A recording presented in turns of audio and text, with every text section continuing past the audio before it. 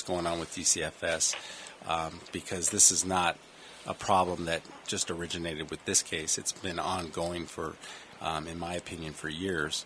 I think the media's involvement in this case has generated the pressure to create some sort of a committee or blue ribbon team to investigate. But in my opinion, it's a little late, and it's a little I don't know. Maybe I guess the word would be disingenuous. Just the other day, L.A. County Supervisor Don Knopf said that just so far, what this blue ribbon panel has been able to do is come up with 859 suggestions of changes that should be made. Thus far. Huh. Okay? 859. Now, just the other day, Philip Browning announced that he was, who was the director of DCFS, announced that he was in the process of terminating 4 social workers, 2 social workers and 2 supervisors out of the Palmdale office that were directly involved with Gabriel Fernandez's case. I've looked at the paperwork, and I think it's going to be more wide-reaching than that, but I've looked at the paperwork, and even as recently as 2 months prior to Gabriel being taken to the hospital, he was examined, or the paperwork says he was examined for physical abuse. Correct. And the paperwork showed unfounded, unsubstantiated. That's true. However, I have looked at some of the reports that were also generated around Gabriel, suggesting either physical abuse or mental abuse. And in some of those reports, there were findings that were substantiated, which is, interesting that they were, and that there was no action taken. Right. I noticed that as well. I saw that as well. Okay, so you're representing Robert, and at the end of the day, because yesterday we were talking to Emily, and people were really concerned whether, is this about turning the agency upside down and making some changes happen, or is this about some form of enrichment and really trying to make change is secondary? No, I think the goal is for change. I've spoken with my client at length about this, and no amount of money or enrichment is going to bring Gabriel back, and this is an area of the law that I'm passionate about, and the team that I'm working with are also.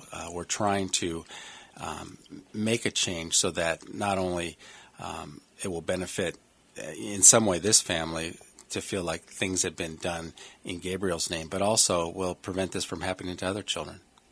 Now, this in the city of Palmdale, the Palmdale City Council has what they call neighborhood homes, and they just named a home last month in the name of Gabriel, and it's Gabriel's house. Right. I was there the night that they dedicated that. You were? I missed you. Well, so was I. Yeah, well, maybe I was there early and left. There was a group. I guess maybe it wasn't the night I don't know if it was the night they dedicated or not, but they had a group of musicians and artists and members of the staff that were there, and there were a number of photographers and people taking pictures. So perhaps that wasn't the dedication, but I did visit the home and spoke with many of the people involved with that home. Now, Pearl Fernandez and her boyfriend are coming up for trial on the 13th.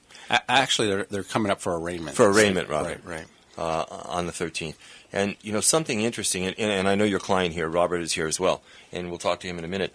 When Robert was on the show a couple of weeks ago, he mentioned, we talked about forgiveness.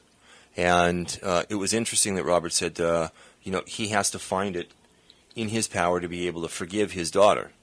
And Emily yesterday intimated the same thing when it came to Pearl. But then when I asked her, well, what about forgiveness for the social workers that actually caused and created this? And at that point, error, didn't we? Yeah, at that point she didn't have an answer. Yeah. And I feel the same way. Right. This is what happened to Gabriel has captured the hearts of everybody in America because it never, ever should have happened. That's correct. I think I share some of the same beliefs that Robert does, and I understand his ability to forgive his daughter. I think that that's important for him to do and for his family and for just about everybody. I mean, if you have the same beliefs. And with regards to the social workers, it's at this point it's hard to say if anybody acted intentionally, but it's the system that they work under that is defective. And and I listened to Mr. Browning's interview the other day when he was on the news, and I was a little bit disturbed by his attitude that this is one isolated case and it shouldn't overshadow or dampen all of the good work that they do. I don't think that was very genuine. I think this department is broken and has been for quite some time, and there are social workers that work within this department that are good people that are doing a good job or trying to anyway. But as a system, it's just very, very defective. Well, it must be defective because they've been through, I want to say off the top of my head, maybe 15 separate directors in 20-some years. Nobody lasts more than a year or so. It's got to be a very difficult thing. Just last year, and we talked about this yesterday on the show, that in the last calendar year or so, they have placed 120 children into homes where in that home there was a registered sex offender. That's true. Okay, now that's a messed up system. It is, and it's not just isolated to Los Angeles. I've just resolved a case down in Orange County that involved the wrongful death of a 13-month-old. That should have never happened, and that department, I will say, quite frankly, is just as broken as Los Angeles is. Well, now the California Assembly moved to, and they're all behind turning this agency upside down. And I can tell you, our local assemblyman, who is an attorney as well, and he is a family law attorney, he is definitely a proponent. And if you needed any assistance from him, you could call Assemblyman Steve Fox, and he'd be happy to help. Absolutely. Because he really wants to see this agency turned upside down. We even talked to him about the fact that, should there be some sort of a criminal prosecution or a negligence action brought against these social workers? Because it looks like it was willful. It was intentional to totally disregard their duties. Well, that's something that's a little premature to talk about. I think part of the problems that attorneys like myself have faced and families like Robert's have faced over the years is that these social workers and their supervisors and these people that are responsible for taking care of these children have enjoyed over the years what we call legal immunities for their actions, which means they can do things and do them incorrectly or basically ignore their responsibilities, and they're immune from civil liability. But that's changing. The laws have, over the last 8 years, have been starting to go the other way, where they're now required to act reasonably and do certain things to a certain standard. When we investigate this case, the facts may come out that will, in fact, hold some of these people criminally liable if, in fact, they did act intentionally. But right now I can't say that we have that information. I can't believe that when the lives of children are at stake that these people aren't held accountable. I think because of this case, and how transparent this will eventually become, I think they will. Let's take a minute and just take a break. You're listening to AV Newscast on News Talk Radio 1380, the number one News Talk radio program in the Antelope Valley, and we'll be right back. Hi, folks. I'm Chuck Simons, a realtor with Keller Williams. Are you finding yourself buried in your house payment, completely stressed out, and don't know what to do? Please listen to what I'm about to tell you. First, understand that you are not the only one that's having problems. Many folks in the Antelope Valley are going through the same thing. What's most important right now is that you take control. Just because you've been turned down for a loan modification or received a notice of default doesn't mean you can't be in control. You own the property still. You can be in control, and I can help. I know how stressful it is. I know what it is to be in the dark on this. I've helped a lot of people in the Antelope Valley, but you have to take action. Call me, Chuck Simons, at 661-350-1006. I want to help you. My team and I will meet with you for free, and we'll go over your options. Don't just sit back, bury your head, and lose your house to foreclosure. I can help you, but you have to call. 661-350-1006. Together, we'll draw up a roadmap to relieving the stress. Just because you're not able to make the payments on your house doesn't mean you don't have options. You do. I can and I will help you negotiate a short sale with your bank. I'll explain all the benefits and how you can rebuild your credit. Call me, Chuck Simons, at 661-350-1006. Let's solve your problems together today. Aging for Life is about you. We'll talk about news you can use, community events, seniors, families, and family members who help care for seniors. We'll talk with professionals in the healthcare industry and the senior community about senior-oriented education and issues. We'll have guests and panel discussions on topics that affect all of us, and we'll open the phones for your questions and input. Aging for Life is about you. 7:30 a.m. Wednesday, right here on News Talk 1380. From the concert hall, now into the song and dance.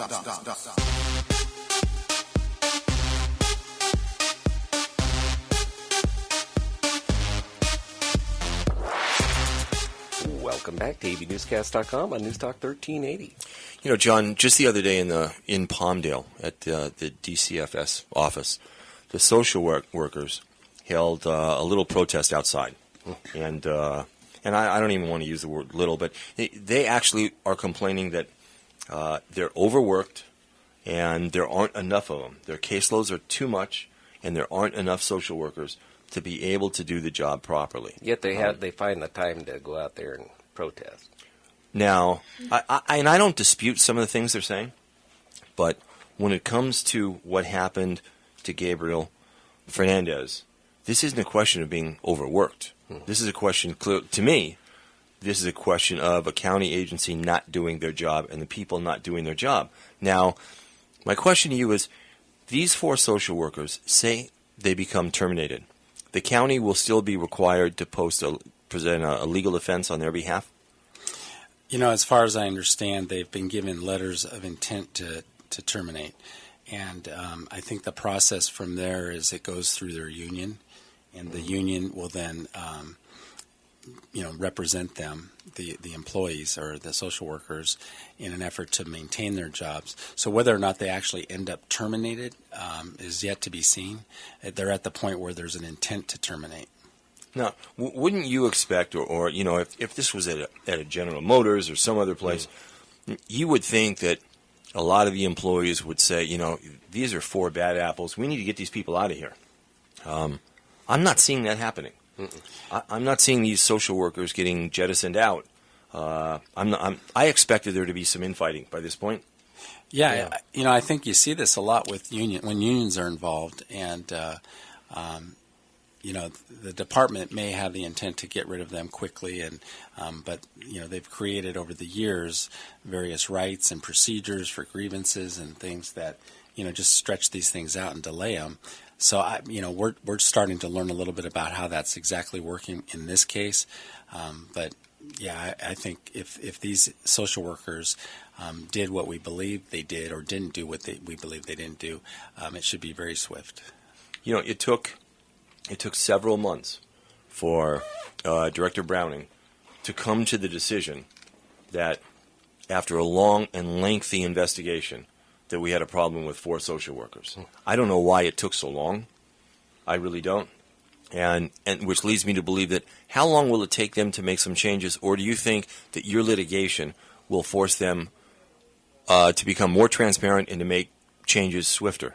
Well, I hope our litigation does that. I believe it will, because the pressure. I mean, they've been under a lot of pressure from folks like you, the media, and certainly that forces them in a way to take action and to say the right things, and basically on the surface look like they're doing the right things. But a lawsuit, usually hits them where it hurts, and unfortunately, and in our experience, in other areas, this is where we've seen change come along the quickest, is after a lawsuit is filed and people are being held responsible in a court of law. Now, this agency, especially in L.A. County, they've been investigated, and they've had internal and outside investigations pointing to flaws that they've had within the agency for years. This is not a beginning. No. That's got to make it much worse for them when they end up in litigation over an 8-year-old child that died at the hands of DCFS. It does. It creates one of the problems it creates for them is that this is what happened to Gabriel, and the events or the lack of training or the lack of procedure that they had that led up to that. Was they knew about that. They knew it existed because it's been there for so long, and it's impacted so many other families similar to Gabriel's. So they know the problem was there. It's not like this just came out of nowhere and, oh my gosh, we have a problem. They know the problem's been there. They've just never really addressed it. Right. Now this is and we talked off the air for a minute, but this is kind of going to be a David and Goliath situation, this lawsuit, because you're going up a county that's got thousands of attorneys behind them, okay, against your law firm. But at the end of the day, the truth always seems to prevail. And that's what I think is going to happen here. I think so. And to just clarify, as far as from our side of the table, we have 3 law firms that are involved in this. We have a team of 6 attorneys that are working around the clock on this case right now. As well as a couple of investigators, several paralegals. So we do, we run up into this David and Goliath situation routinely, but it's not really as bad as it sounds. I mean, it can be intimidating when they try to paper you to death or when they file motion after motion after motion, but we've been through this so many times that we're very well prepared to handle it. Now, eventually you're going to get an opportunity, I would imagine, to depose or to actually sit down and talk to the social workers, at least the 4 that we're talking about right now, eventually. And I know one of your questions has got to be, when you went there and you saw this child who's claiming that he's been being beaten, why did you do nothing? Well, that's a good question, and of course we're going to ask that, but we're also going to ask the question, did you see this child? I mean, did you actually examine this child? We don't know that happened. We know that they went to the home and talked with the mother, but we're not clear if the child was necessarily examined. And that's a problem because, their protocol or the procedure would be to thoroughly examine the child. But when you're allegedly overworked, maybe corners are being cut. People are taking, just doing less than what they're supposed to be doing. So the first question will be, did you examine this child? And then if the answer is yes, of course, then why didn't you see what was there? Well, like we were saying before the show, I can't understand it. When we were in the process of adopting and the social worker would come out for the monthly visit, she literally was going over them with a magnifying glass when there was no allegation of any kind of abuse. Mm-hmm. And then at the same time, Gabriel isn't examined. I don't understand that. No, but you also have situations where you had a teacher at school that this child would arrive for school, and she could see that he was physically abused, and she would pick up the phone and call, and still no action was taken. And then when they did show up, he was castigated for possibly lying about it, as opposed to. Yeah, I was just going to mention that we have witnesses that will be willing to testify that they overheard Gabriel being admonished and warned not to allege abuse because they didn't believe it existed. So now we heard one instance that and I don't know if there's any fact to substantiate it, but I heard an instance where Gabriel was actually put in the back of a police car and told not to lie about being abused anymore, and if he did say that one more time, he was going to be arrested. This is to an 8-year-old child. Yeah, we have that information as well. That in and of itself is horrifying. Yeah. Absolutely horrifying that you would do this to a child. Okay, and I looked at the reports and the calls that came in, and some of those calls, John, it said referral code initiated by victim. Right. Victim. This is somebody calling out for help.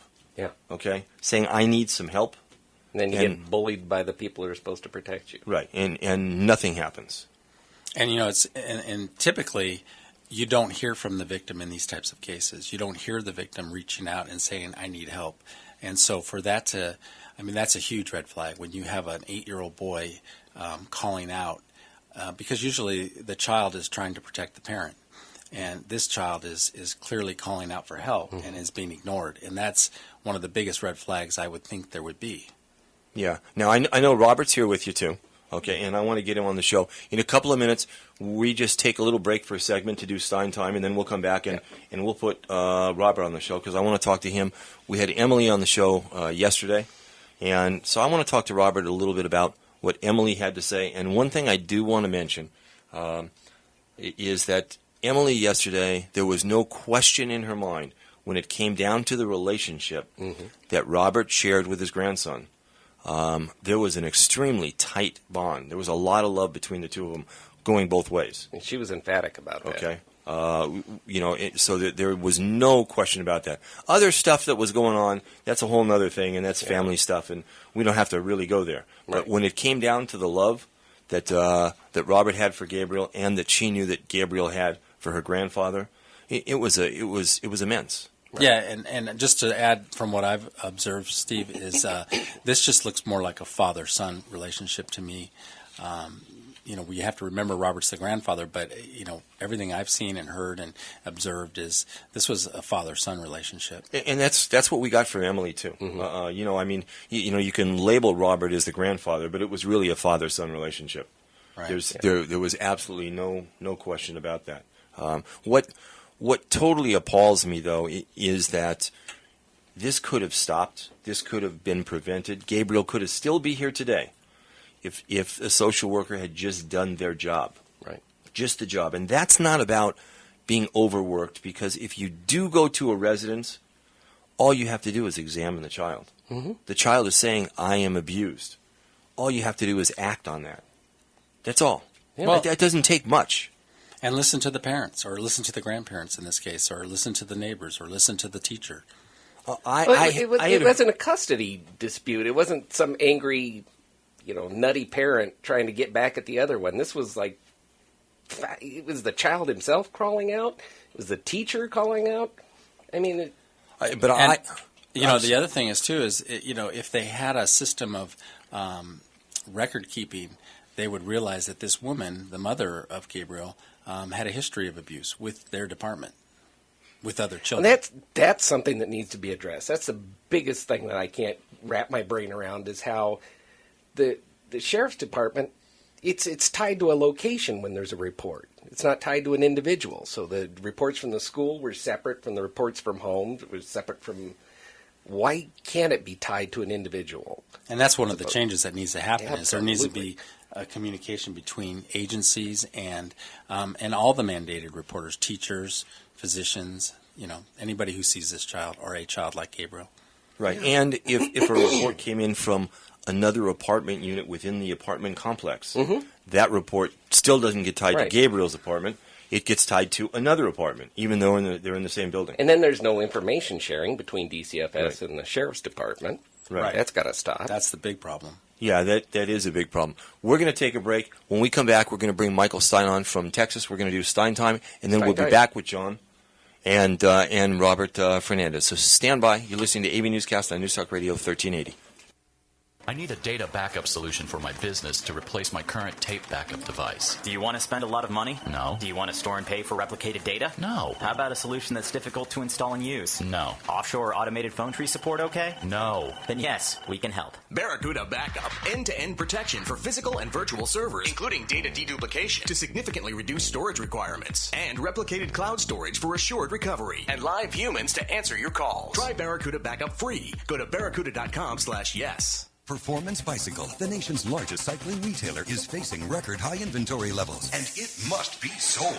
Now through Sunday, it's Performance Bicycle's Red Tag Sale. Over 1,000 items on sale, store-wide, for every style of riding. Many prices too low to advertise. Red Tag deals on helmets, clothing, accessories, and every bike in the store is priced to sell now. Plus over 50 doorbusters at 50% off, but only while supplies last. Performance Bicycle's Red Tag Sale, now through Sunday. Go to performancebike.com for location. There's a school in Palmdale that's become the talk of the town. It's called the Guidance Charter School, and many parents say it's magical. The Guidance Charter School is WAS certified, scored 783 in academic performance, and has an educational curriculum that exceeds what the state of California recommends. The curriculum is enriched through age-appropriate exposure for information technology, arts, foreign language such as Arabic, and physical education. The Guidance Charter School is now going to have a full CIF sports program with soccer, basketball, track, cheerleading, and more. They're an open enrollment independent school, publicly funded, and have been in business for 12 years. Fully approved by Palmdale School District. The Guidance Charter School has small class sizes such as 20 students in grades K through 3, 25 in 4 through 8, and just 30 students in grades 9 through 12. Call the Guidance Charter School in Palmdale today at 661-272-1701. That's the Guidance Charter School in Palmdale, 661-272-1701. And check out their website at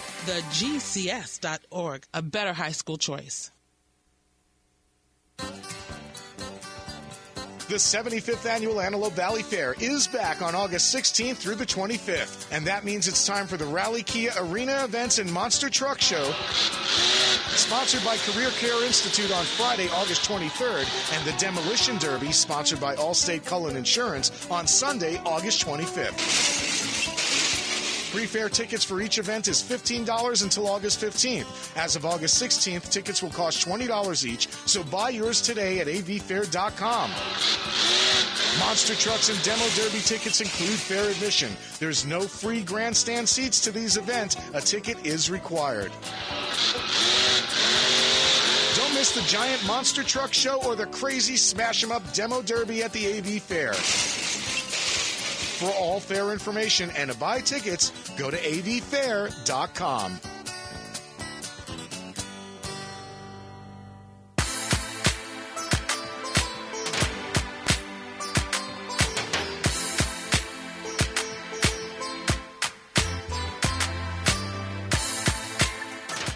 Welcome back to AVNewsCast.com on News Talk 1380, and it's Stein Time. It is Stein Time, and Stein I also time. heard the AV Fair was able to squeak a commercial into our show. Oh. Okay. Hey guys, how you doing? Wonderful, Hello, Michael. sir. How are you? I'm doing really well. So let's talk about small businesses and some of the mistakes that small businesses make. Last week, we had Sandy Grove Smith on the show from the Antelope Valley Chamber of Commerce. This is a great topic that a lot of people want to talk about. Well, I thought about this because we're going through a transitional period. We're adding a big product launch that we're going to be, doing next year. And whenever you have that type of transition, there's challenges. Mm-hmm. So I thought, whenever there's growing pains in a business, it's kind of like you're starting all over again. And I remember when I've started several businesses since I was 16 years old, and there's always the same thing that happens over and over again. And even when you've been in business for a long time, you run into these things. And I wanted to shout out these things that I feel are nice things to always remember in business. And if you're an entrepreneur, especially, not just if you're working for somebody, but if you are small businesses starting out. Would one of those things be market research? Well, of course that would be, yes. But I would think the top of my list would be not trying to do everything on your own in the beginning. Because when you look at that mountain and you say, this is going to be impossible. And then you say, well, wait, I don't have any money. I only have $50 in my pocket. I'm trying to start my own business. Okay, because I started my business with literally zero money. And what you need to do is figure out, is there any way I can leverage this instead of getting this or doing this? Or is there any way a family member can help me out with this or that?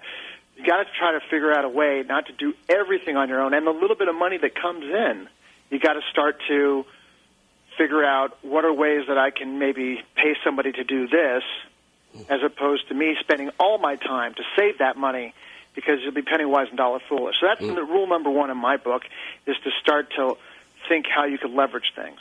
Right. Financial mismanagement for a new business that's starting is a real problem. It's suicide. Yeah, there's another thing on the list that is, when there's hard times, I'm sure there's business owners out there that say, okay, it's my slow period. What am I going to do? Well, like we talked about a couple weeks ago, we do furloughs. Sometimes you got to let people off to save the infrastructure, the main infrastructure of your business. But one thing they do, and I believe is a rookie mistake, is they start to slash their prices in order to make more sales if you're selling a product or anything, or a service. And the problem with that is that you run into your profit percentage ratio starts to go down, and you're still spending the same amount on advertising, because that doesn't change no matter what.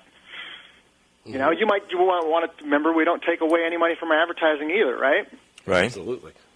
So in my opinion, you always stay with your prices. Don't panic and don't start slashing prices. Only reason why you would slash a price is that if you have a surplus of something and it's been sitting on there. My dad always used to say, don't fall in love with the with your merchandise.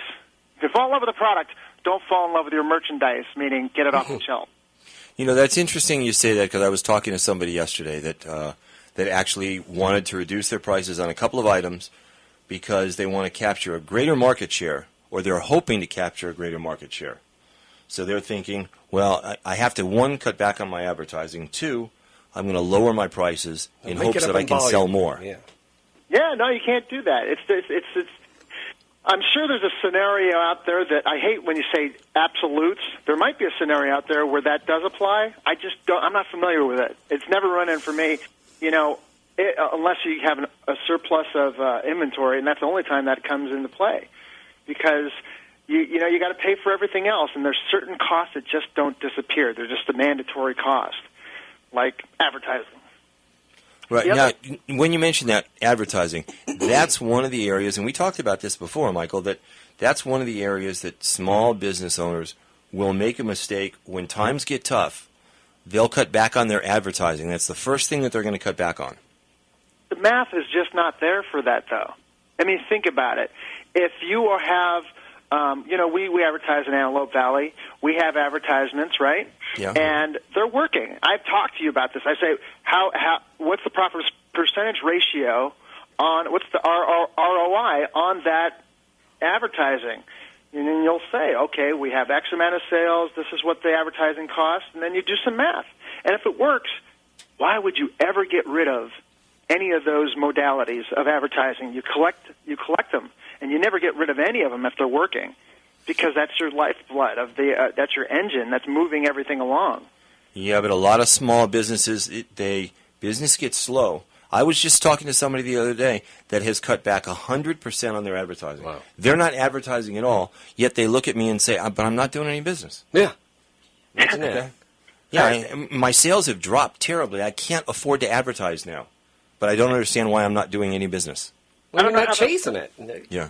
That's kind of like saying, I'm trying to think of an analogy. It's kind of like saying, the boat is not running well, because it's leaking. So I don't know. I'm not gonna fix these holes, and I don't know. I just don't understand how that works. It's just a rookie mistake, as I said before. And advertising is if it's working, you just don't jeopardize it. It's what's going to help pay for the family, your business, right? Right. Right. Well, Michael, you started your business, and you said just a minute ago, you started basically from nothing. And I tell this story a lot, that it began in a garage and developed to become the world's largest online tarp supplier. Actually, my garage was too full. I had half of my garage was a gym, because that's another thing. There's another thing on the list as far as entrepreneurs. You can't get burned out. It can't be 100% all business. Everything else is connected. You got to take care of your body, take care of your mind, take care of your relationships, and then this carries in over to your business, so that your business is going to perform better if you really are conscious of those things. And as far as how I started, I had a computer. I just started a Yahoo store.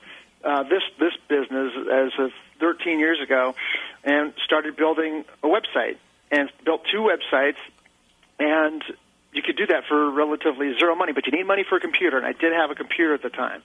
So I built the websites, and then I waited to finally get our first sale, and all I needed was money for the merchandise of that first sale, and I took the money from the first sale, which was not a huge sale at all, and then started to make more sales to pay for more sales. And what happened was that one of the hardest times ever, and then if you want to start a business, just realize the hardest time when starting a business is starting the business. That, when you start, you might have another job that's paying for the job for the business you want to start. And that's what happened with me. I was a production assistant on film productions, and you realize, look, this is what it's going to take. You have to sacrifice. You have to be willing to sacrifice. Some guys that think, okay, they think about, that was the other thing on the list that I had today to talk about, is don't think about money. Think about building something. Because every time you think about a dollar amount, this is my goal to make this amount of dollar amount, as opposed to building something and a clear vision of how you want this to look, then it won't succeed if you're just concentrating on the dollars. Right, but like you just said, but you had another business that was helping you fund this other business. A lot of people go into business and they start the business, and that's all they have. So when they start turning some dollars, they suck those dollars out because they need to pay for their child care, their rent, their car payment, their everything else, and now they don't have money to buy more merchandise. Yeah. Well, yeah, no, I didn't have another business. I worked for somebody. I was a production assistant. Right. So I was paycheck to paycheck, and I was working really hard to, make sure that while I was taking time out, so yeah, I get home from my work for working for somebody else, and I'd build the website. And that took several months to build a website, because I didn't know how to build one. I was learning as I go along, tech support, back and forth. And then you baby steps. One people say, well, I just don't. I've never known how to. They try to get funding, but a lot of businesses can be started from the ground up. From the, if your product works or whatever your service works, you're going to make money right away with the first bit of advertising that you try. In my case, it was pay-per-click. Did a little pay-per-click, spent about $10 a day. Got one sale off the $10 a day, and that turned into $20 a day. And you try to cut your costs as much as possible. You keep your liability low, and that's what you do. The other things I wanted to say is a big mistake in business is to think that you don't have competition. The first thing I did was, when I started my business, was look at the competition. People think of their ideas so great, they don't even concentrate on the competition. The competition, they've gone through what you are about to do, and you could learn from their mistakes, and you could learn from their advantages. And if you look at the best people in the industry that you're starting in, I always like to say success leaves clues, right? Mm-hmm. You got to look at what they've done because you get good ideas. And everybody kind of takes from everybody, and there's nothing wrong with that. That's called America. Yeah, but I happen to know, and I'm just going to say this, do your market research now, and I know this for a fact, that now other companies that are doing similar to what you're doing, any times Michael changes something on one of the companies, you've got all these other companies now, they all make changes. Whatever he does, they do it. No, I see it. I see it online, okay? And whatever the world's largest online tarp supplier does, all 20 others will follow him. Mm-hmm. Okay? Yeah. It happens it frustrates the heck out of me. Yeah, no, you just keep on going, and you got to stay ahead of the curve. That's the other thing. You can't get upset about these things. You need to stay ahead of the curve and say, okay, well, what can we do now that we aren't doing? If you're lucky enough to be in the position where you're number one at that time, or somebody else creeps. Sometimes somebody creeps up out of nowhere, and they do something that you haven't done.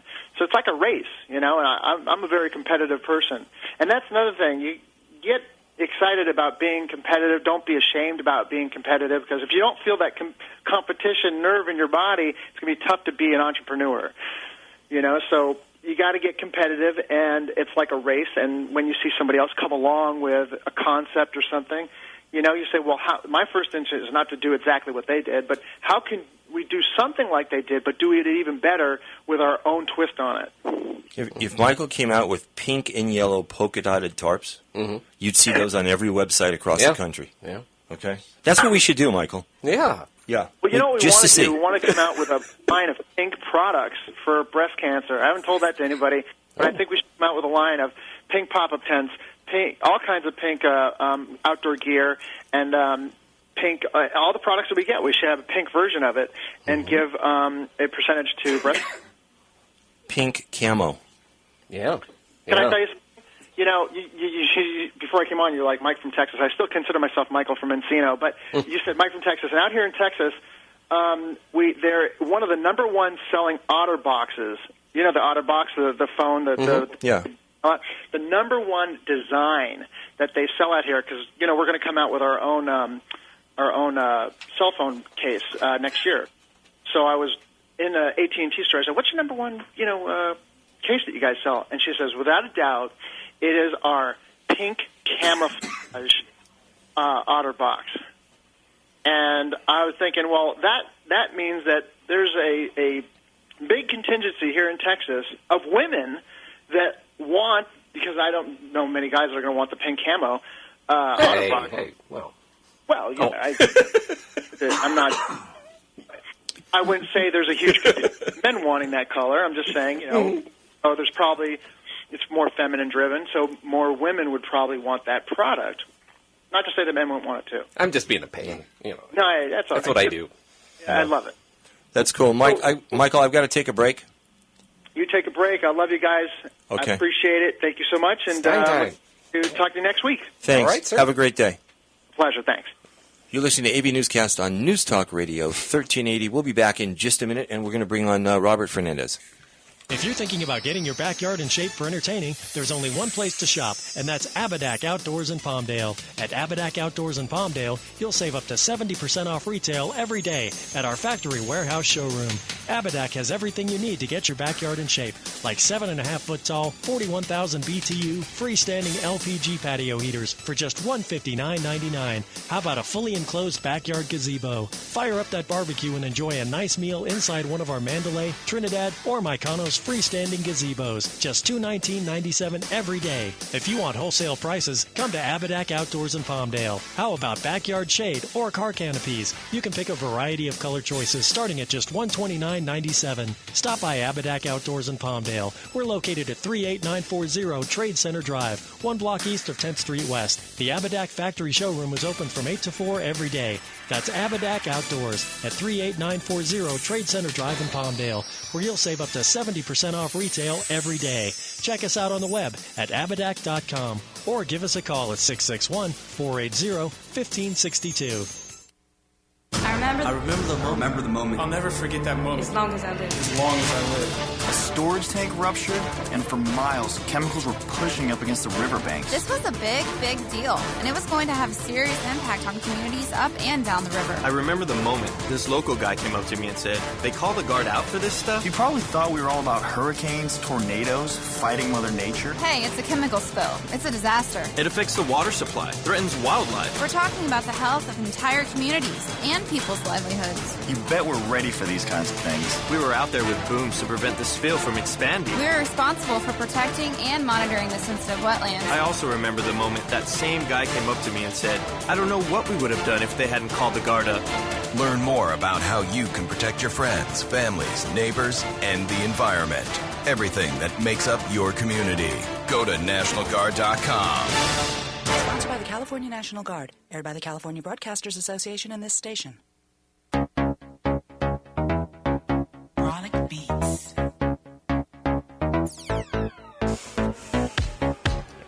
Welcome back to AVNewsCast.com on News Talk 1380. Hey, I want to introduce and bring on Robert Fernandez. Robert, thanks for joining us today. Thank you. I want to ask you a question. If there was one thing that could have been changed that would have prevented Gabriel's death, what would that one thing have been? Action by the social worker?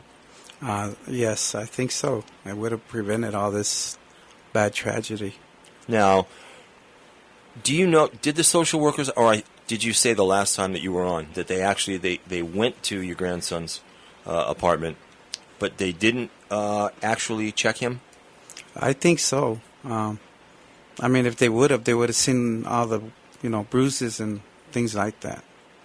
Now, when you hear social workers claiming, putting up a defense, an argument, saying, we're overworked, we have too many cases, we're working too many hours, there aren't enough of us, that's what they've been saying. That's their excuse as to why this happened. I don't know. I mean, I was talking to my older son and about that, and I figure, if you're a social worker, and I seen one deputy the other day because I had a friend of mine's living with us in a little back house, and for some reason they came up with some allegations on her. This happened about 2-3 months ago, and this deputy came. She is female. She went in the back. She looked at the kids, and I was kind of like standing there, and she said, "Okay, my job is over with." I guess she took the kids, pick up the shirt, whatever, and that was it, and she left. I've spoken with a number of deputies for the sheriff's department that are very upset over what happened. Mm-hmm. I mean, they're pissed. Yeah. It never should have happened. It should have been prevented. They have nothing nice to say about DCFS and what happened there. And we know, and I'll be the first one to say, I know that they're working way too many cases. Okay, I know that they're overworked. But you know what? When you arrive at someone's home, you've got a checklist. Just follow the procedure. Do what you need to do. And if they had just done that, this child would still be alive today. Well, There's no question about it. They had that checklist. You could work through that. You could.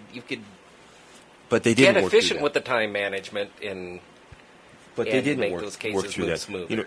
We were talking with a captain the other day from the sheriff's department who was explaining, his detectives, 200 open cases for a detective, and you've only got so many hours to work each case. Yeah. And that's the way it is. So you have to prioritize. You have to do something. In this situation, it's very similar. You've got so many cases, you've got to prioritize, you've got to make a call. And in this instance, I say it was just total negligence. That's how I feel. I don't know how you can come to any other conclusion. That's how I feel. We had Emily on the show yesterday, Robert.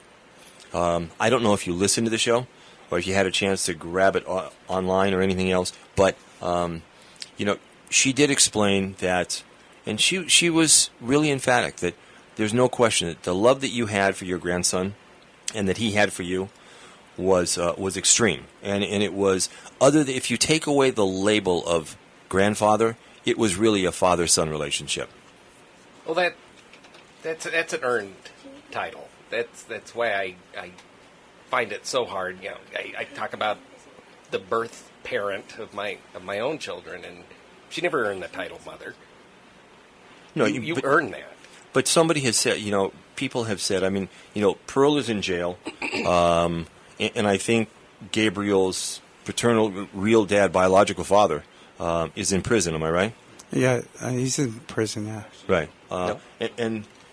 And no. No. John says no. No, we believe that the actual father is deceased, and the gentleman that's in prison is basically a father figure. Was a father figure at some point. Yeah, it even gets more confusing. Wow. Okay. But people have said, well, why is Robert doing this? Why does he have the law firm? Why are they suing on his behalf? And at the end of the day, it's because you really were the father to Gabriel. Yeah. I used to tell my daughter and I tell my sons as they're growing up that when they had their kids, that as a grandparent, you'd bring the kids, they stay a couple of hours, maybe a day or two, and you take them back. But in this case, Gabriel was actually living with me and my wife, and we shared a lot, a lot. I've got somebody that wants to talk about this. Let's just go ahead and bring them on real quick and stay on the line with us, Robert. Hi, you're on News Talk Radio and you're live. Good morning, Steve. Hi, Jeff. This is Nia. Hi, Nia. Hi. I just, it's heart-wrenching what happened to Gabriel. And one thing that I've learned, I've been, I'm in school, and I've been around people that just graduated. And one of the most sickening things that I've heard from people that want to go into social work is just, I want to go in for the pay and stuff. It's not that they want to go in to help children. Yeah, I can't get fired. It's a great job. It's these people that think I can go in. Oh, this is a great opportunity. This is a good paycheck. I can go in, do this, and be on my merry way. Mm-hmm. And that is the sad part. Well, I think we need to have how when FBI agents and stuff have to go through certain checklists and stuff, they need to do the same thing with social workers before they're hired and make sure that they're there for the care of the child and not just a paycheck.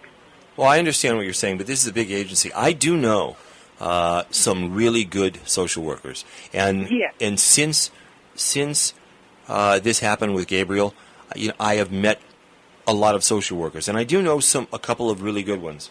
I also know a majority of really awful, lazy ones. Oh, and that bothers me because that's when I think about that, that's what I equate to what happened with Gabriel. That's in my mind. That's what I've experienced. I can name, out of my whole time with the adoption process, one good social worker. And that took up the slack for 5 others, and that's got to stop. It does. And just like you were saying, Jeff, you know, when the social worker came and they went over the kids with fine-tooth combs and stuff, it's like, okay, we're putting these children in homes and stuff, but the children that are in homes, let's just keep them there and see if it works out with the natural parents. And it's okay. We don't have to check on them like we have to check on the ones that we're putting in new homes. Well, it seems that they're more worried about litigation than they are the actual welfare of the child. Exactly. And it was all about not getting sued by the birth parents. Right. Yes. Thanks, me. I just want to say something to John real quick, John Noland, the attorney, before we end up having to end the show. You guys have a good day. I know you're running out of time. Right. Okay. There's much more that I really want to discuss, but I understand that you guys are in the process of mounting an action right now. Correct.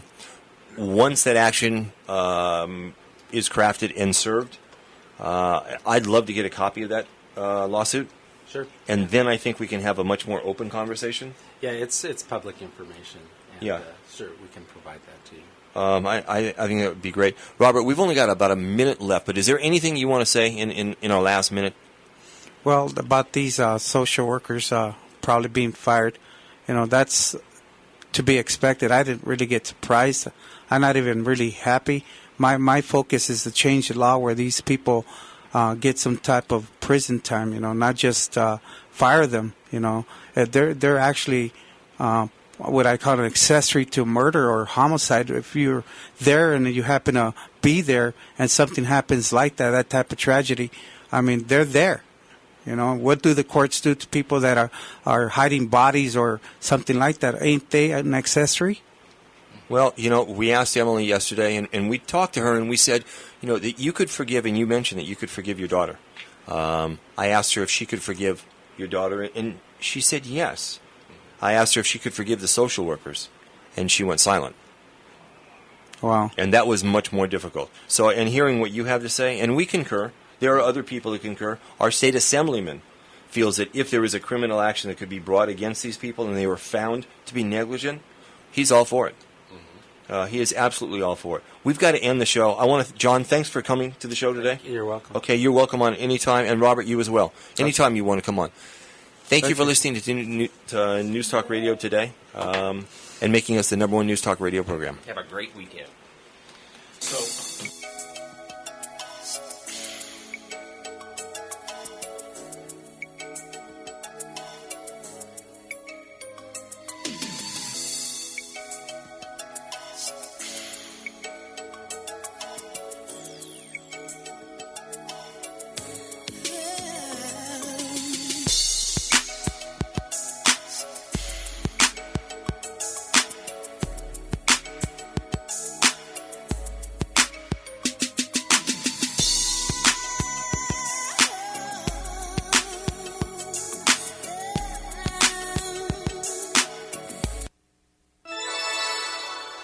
The following was a sponsored program.